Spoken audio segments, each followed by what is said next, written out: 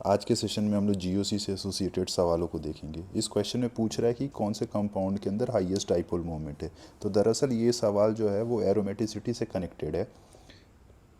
जिस कंपाउंड के अंदर ज़्यादा एरोमेटिसिटी होगी वो कंपाउंड जो है वो डाइपोल मोमेंट उसका ज़्यादा होगा। ऑप्शन नंबर बी जो है वो नॉन एरोमेटिक है। ऑप्शन नंबर डी जो है वो भी नॉन एरोमेटिक है, बिकॉज यहाँ पे तुम देख पा रहे हो ये sp3 है। Whereas option number third के अंदर जो दो रिंग से एसोसिएटेड डबल बॉन्ड है, अगर उसको मैं ऐसे पोलराइज कर रहा हूँ तो यहाँ पे माइनस आएगा, यहाँ पे प्लस आएगा, जिसके कारण जो पहला वाला रिंग है वो एंटी एरोमेटिक हो जाएगा और जो दूसरा वाला रिंग है वो एरोमेटिक हो जाएगा। एंड पहले वाले में अगर हम रिंग को ऐसे पोलराइज कर रहे हैं देन यहाँ प्लस आएगा, यहाँ माइनस आएगा, जिसके कारण ये दोनों रिंग एरोमेटिक हो जाएगा। एंड अगर ये दोनों रिंग एरोमेटिक हो जाएगा मतलब चार्ज डिस्पर्सन प्लस माइनस के कारण ऐसा हो रहा है, सो उसके अंदर डाइपोल मोमेंट सबसे ज़्यादा होगा। सो इस क्वेश्चन का जो राइट आंसर है वो राइट आंसर है 1। तो जो अपना दूसरा सवाल है वो एसिडिक स्ट्रेंथ पे है। किसी भी एसिड का एसिडिक स्ट्रेंथ उसके कॉन्जुगेट बेस के स्टेबिलिटी पे डिपेंड करता है।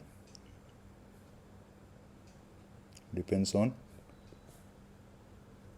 Conjugate base stability. अगर कॉन्जुगेट बेस जितना ज़्यादा स्टेबल होगा वो एसिड उतना ही ज़्यादा अच्छा होगा इन terms of giving proton. So carboxylic acid वाला जो H है it will have the highest rate of acidic strength. उसके बाद जो इस वाले कार्बन का जो H है ये वाला जिसको हमने HD से मार्क किया हुआ है उसका एसिडिक स्ट्रेंथ ज़्यादा होगा, बिकॉज यहाँ पे माइनस है और ये CO2H विड्रॉ करेगा और बेंजीन रिंग से भी वो विड्रॉ होगा।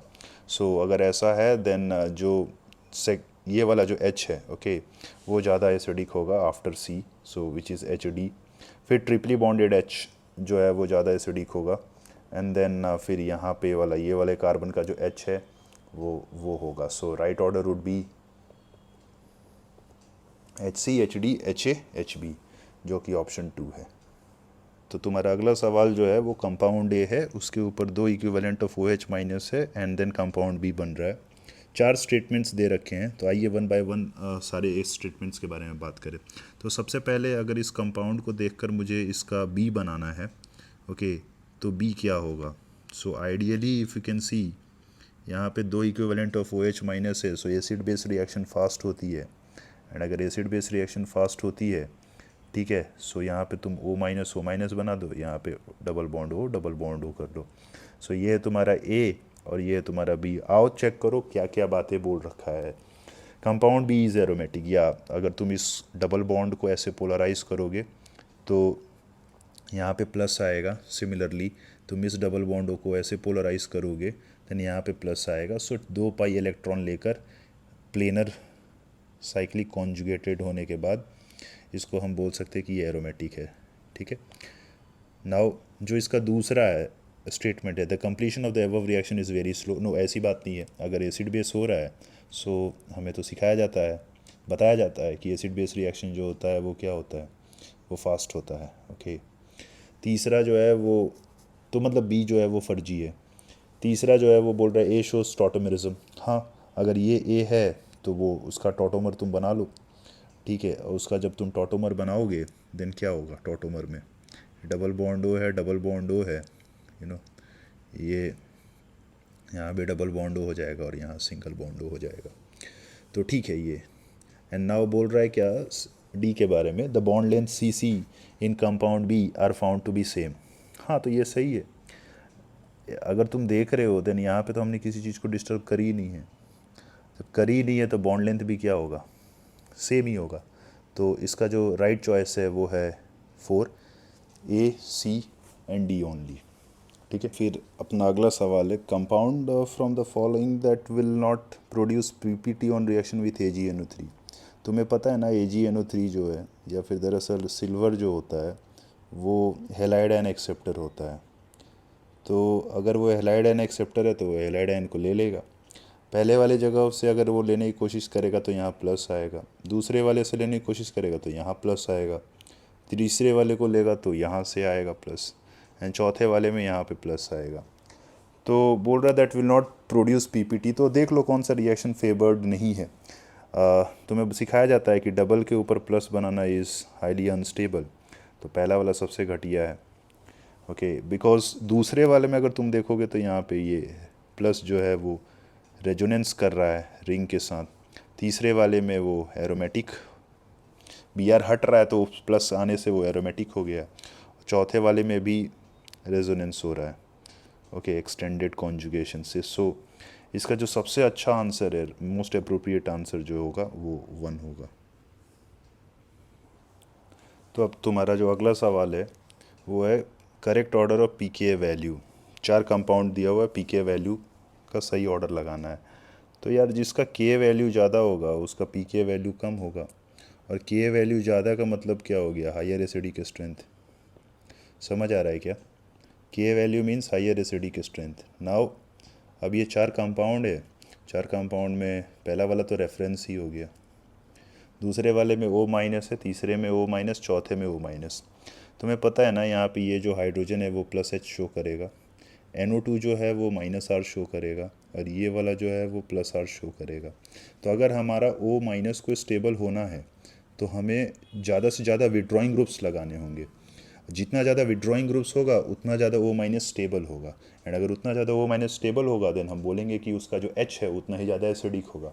तो इस केस के अंदर अगर हम एसिडिक स्ट्रेंथ का ऑर्डर लगाएं तो वो एसिडिक स्ट्रेंथ का ऑर्डर लगाने के बाद से करेक्ट ऑर्डर आएगा सी के बाद प्लस एच से वो सपोर्ट ही कर रहा है, प्लस आर से भी सपोर्ट कर रहा है। सो रेफरेंस वाला हम लोग ले लेंगे पहला वाला, ओके, फिनॉल। सो ए आएगा, ओके, एंड देन फिर दिल्ली आएगा, एंड फिर बॉम्बे आएगा।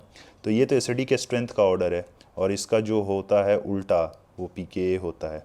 मतलब जो पीके का राइट ऑर्डर होगा वो होगा B, then D, then A, and then C. मतलब कि सेकंड वाला ऑप्शन सही है। अगला प्रॉब्लम है, ये एग्जैक्टली पिछले प्रॉब्लम से ही मिलता जुलता है। फिर से यहाँ अब स्ट्रेट फॉरवर्ड बोल रहा है एसिडिटी किसका सबसे ज़्यादा है। तो फिर से तुम O माइनस करोगे और चेक करोगे कि O माइनस की स्टेबिलिटी सबसे ज़्यादा कहाँ है। देखो फिनॉल ज़्यादा एसिडिक होता है अल्कोहल से, इस बात का तुम ध्यान रखना। फिनॉल जो होता है वो अल्कोहल से ज़्यादा एसिडिक होता है। तो अगर ऐसा है देन पहले हम साफ साफ बोल सकते हैं कि CDE का सबसे ज़्यादा होगा compare to A and B। तो अब CDE के बीच में अगर हम चेक करें देन फिर से NO2 जो है वो माइनस आर इफेक्ट शो कर रहा है, OMe जो है वो प्लस आर इफेक्ट शो करेगा, एंड ये वाला तो फिर से अपना रेफरेंस हो गया। रेफरेंस मतलब समझ रहे हो ना दोस्त, उसके साथ कंपैरिजन कर रहे हैं। तो राइट ऑर्डर क्या होगा, E होगा, एंड देन फिर क्या होगा, C होगा, एंड देन D होगा। बिटवीन C एंड D तुम समझ रहे हो, D जो है वो डोनेटिंग है OMe के कारण। अच्छा, बिटवीन A एंड B तो तुम्हें बताया जाता है अल्कोहल में जो ये मिथानॉल है, ओके, ये ज़्यादा एसिडिक होता है, okay, compare to all other alcohols. So अगर फिर से अगर हम ये बात बोल रहे हैं तो फिर A will be more than B। सो इसका राइट आंसर होगा पहला वाला, ECD, A एंड B। तो इस टाइप का सवाल तुम एक्सपेक्ट कर सकते हो कि जेई मेंस पूछेगा, ये ऑलरेडी जेई मेंस का ही पूछा हुआ सवाल है। फिर से अपना अगला सवाल एसिडिक स्ट्रेंथ पे है। तो फिर से O माइनस बनाओ सारे कंपाउंड्स पे, अगेन ये वाला रेफरेंस हो गया, एंड देन जो भी एटम और ग्रुप ऑफ एटम जुटे हुए उनका इफेक्ट देखो। So NO2 shows minus R and minus I, Cl shows plus R and minus I, and methyl shows plus H and plus I. But इस case में हम रेजोनेंस के बारे में बात नहीं करेंगे एंड हाइपर कॉन्जुगेशन के बारे में बात नहीं करेंगे। क्यों? क्योंकि ये जो तुम्हारा NO2 ग्रुप है ना, या फिर Cl है या फिर मिथाइल है, ऐसा नहीं है कि ये वो इफ़ेक्ट लगा नहीं रहा है, लगाएगा, बट उसके कारण जो स्टेबिलिटी O माइनस की है ना तीनों केसेस में, उसके स्टेबिलिटी पे कुछ उसका फ़र्क पड़ेगा ही नहीं। अरे तो भाई जब फ़र्क पड़ेगा ही नहीं तो उसके बारे में क्यों बात करना है? ठीक है, तो इसका पहले वाले में तुम सिर्फ इंडक्टिव कंसिडर करोगे जो कि माइनस आई है, दूसरे वाले में भी इंडक्टिव, और तीसरे वाले में प्लस आई। और तुम्हें पता तो है ही कि इंडक्टिव का जो ऑर्डर होता है, ऑर्डर ऑफ माइनस आई, उसमें NO2 जो है उसकी प्रायोरिटी ज़्यादा होती है compare to Cl। So right answer is आगरा, पहला वाला सही आंसर है। अगला सवाल फिर से एसिडिक स्ट्रेंथ पे है। तो अब तुम्हारा कार्बोक्सिलिक एसिड दिया हुआ है, तो ये COH है, CH3 है, फिर से इसको रेफरेंस ले लो, क्योंकि बाकी सारे में कोई ना कोई एटम जुटा हुआ है। तो बी वाले ऑप्शन में तो अगर तुम देखोगे तो 3 3 फ्लोरीन जुटा हुआ है। सो 3 3 फ्लोरीन जुटने के कारण इसका एसिडिक स्ट्रेंथ ज़्यादा होगा कंपेयर टू वैसे कंपाउंड्स में जहाँ पे सिर्फ एक ही एटम जुटा हुआ है। जैसे कि सी में है CH2Cl, COH, एंड तुम्हारा जो डी में है वो CH2F है, COH, एंड जो तुम्हारा ई है वो CH2Br है, COH। सो इन सारे केसेस में अगर देखोगे तो एक ही एटम ही जुटा हुआ है। एंड तुम्हें इंडक्टिव के बारे में तो आइडिया है कि फ्लोरीन का इंडक्टिव ज़्यादा होता है देन क्लोरीन, एंड क्लोरीन का ज़्यादा होता है Br से। जो मैं इंडक्टिव बोल रहा हूँ, मैं -I के बारे में बात कर रहा हूँ। सो इस हिसाब से सबसे तगड़ा वाला जो है वो बॉम्बे होगा, फिर उसके बाद से दिल्ली वाला होगा, ओके, फिर उसके बाद से सी होगा, फिर ई होगा, एंड देन सबसे आखिरी में ए होगा। तो इसका राइट आंसर जो है वो 4 हो जाएगा। अगला क्वेश्चन स्टेटमेंट 1 और स्टेटमेंट 2 के बारे में तुम्हें चेक करके बताना है कि कौन कौन सा सही है, ओके। तो पहला बोल रहा है ये जो ट्रोपोलोन है ये एक एरोमेटिक कंपाउंड है और उसके अंदर 8 पाई इलेक्ट्रॉन्स है। तो ट्रोपोलोन दरअसल ये कंपाउंड होता है।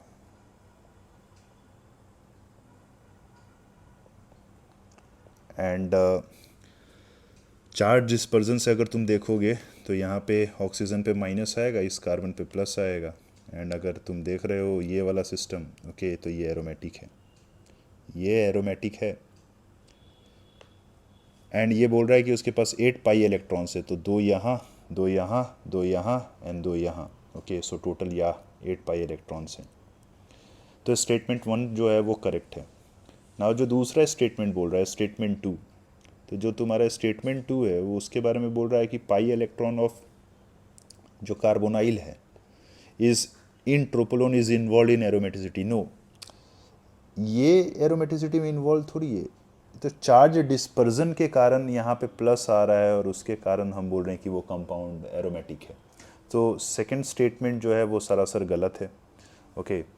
तो इसका राइट आंसर है B, statement 1 is true and statement 2 is false. तो अगला सवाल असर्शन रीज़न पे है। पहला असर्शन के बारे में वो बोल रहा है कि ABC, ये ए है, ये बी है और ये सी है। बोल रहा है एसिडिक स्ट्रेंथ ए की सबसे ज़्यादा है compare to B followed by C. तो अगर तुम फिर से देखोगे इस क्वेश्चन के अंदर, देन ये O- है एंड इस कार्बन के एडजेसेंट में ये वाला जो कार्बन है इस पे जो ग्रुप्स लगा हुआ है वो सिर्फ Cl लगा हुआ है ए में। एंड इन तीनों के केसेस में तुम देखोगे तो रेजोनेंस हो नहीं रहा है, हाइपर हो नहीं रहा है, ओके। तो सिर्फ इंडक्टिव का सहारा लेंगे हम। तो Cl तो -I होता है एंड जितना क्लोज -I होगा इस O- से उसकी एसिडिक स्ट्रेंथ उतनी ज़्यादा होगी। सो ए की एसिडिक स्ट्रेंथ सबसे ज़्यादा होगी। एंड बिटवीन बी एंड सी तुम्हारे पास जो सी है, सी के अंदर CH3 डोनेटिंग ग्रुप हो गया। तो डोनेटिंग ग्रुप के कारण एसिडिटी तो कम ही होगा। ऑल्दो ये डोनेटिंग ग्रुप क्लोज़र है तो उसके कारण और ज़्यादा होगा, और ज़्यादा वो इफ़ेक्ट कम हो जाएगा। सो इसलिए A is more than B and B is more than C. Reason बोल रहा है fluoro is a stronger electron withdrawing group than chloro. देखो भाई, ये स्टेटमेंट तो सही है बट वो उसका रीज़न सही नहीं है, ओके।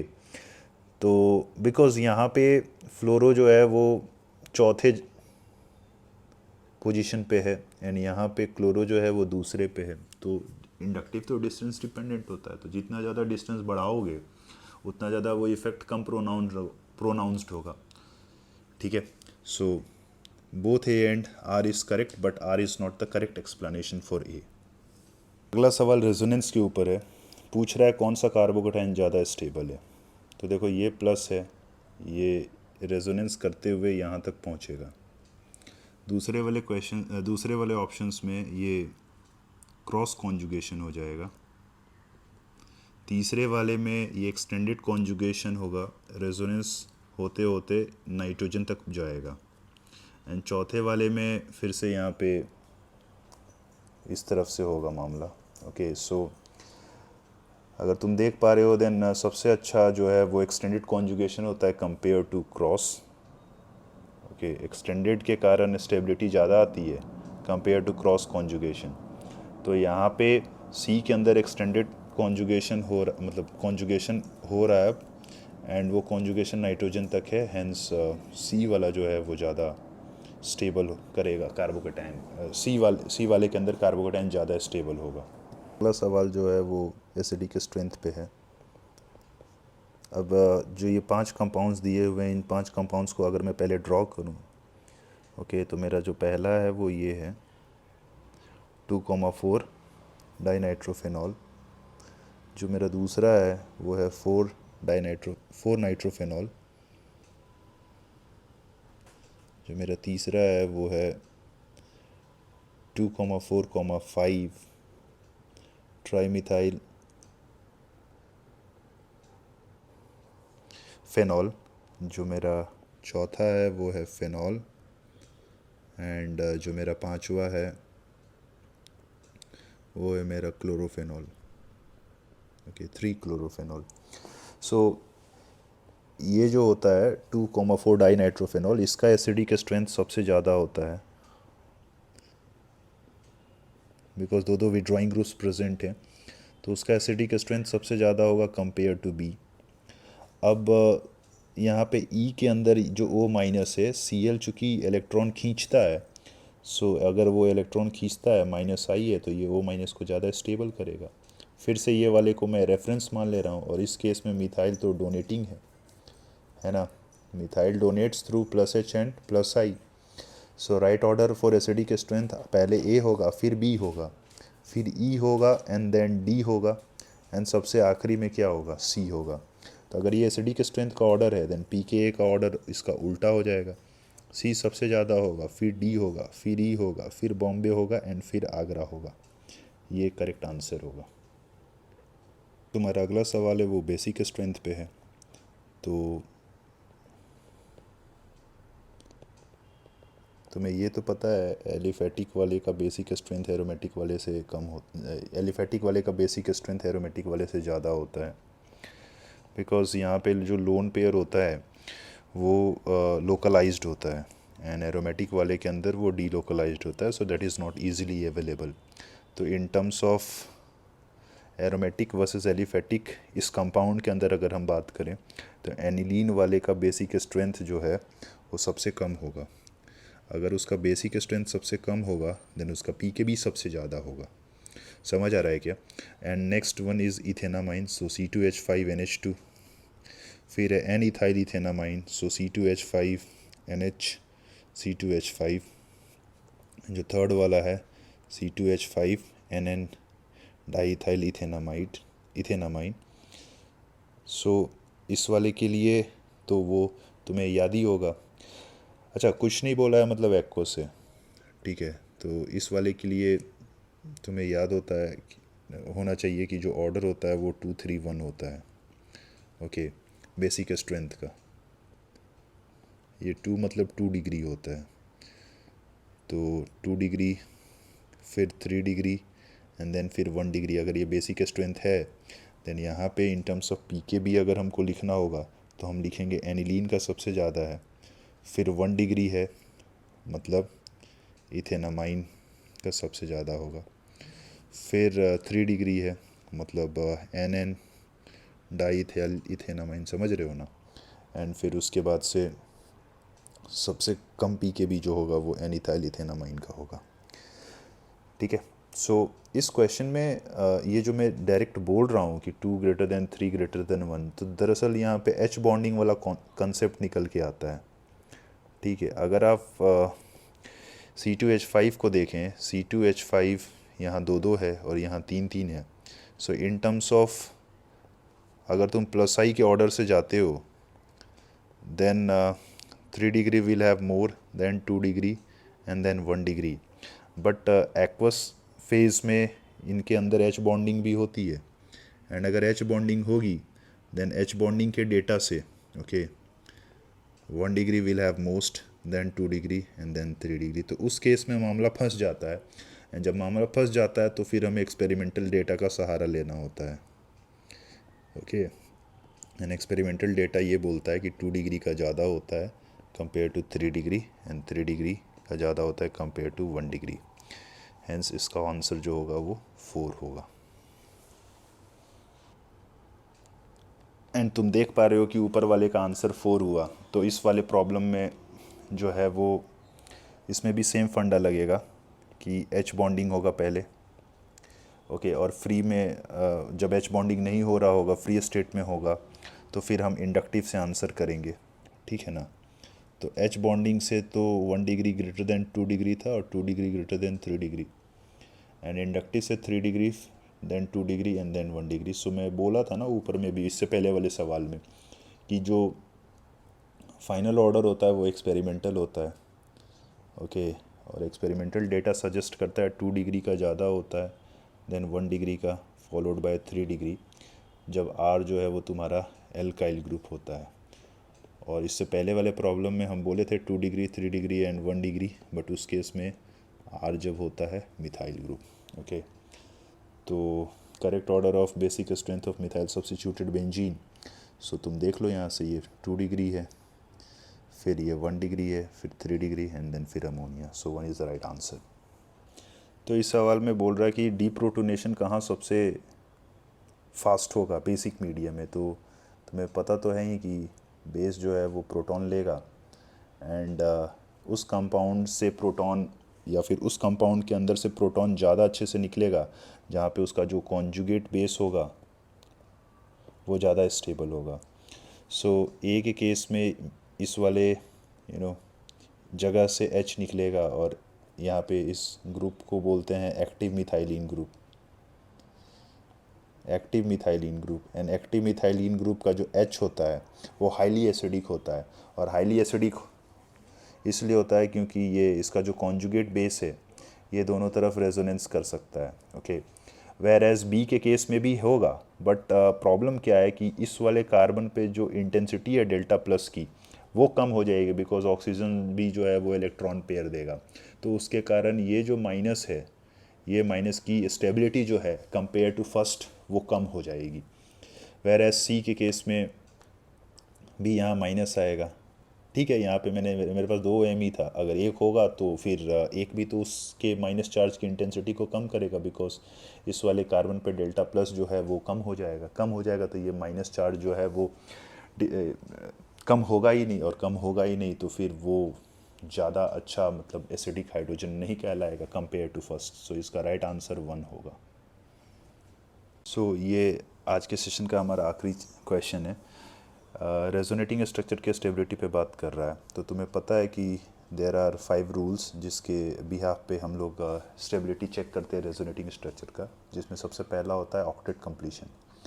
सो अगर वैसे रेजोनेटिंग स्ट्रक्चर जिनके ऑक्टेट कंप्लीट है वो ज़्यादा स्टेबल होंगे कंपेयर टू वैसे जिनका ऑक्टेट कंप्लीट नहीं है।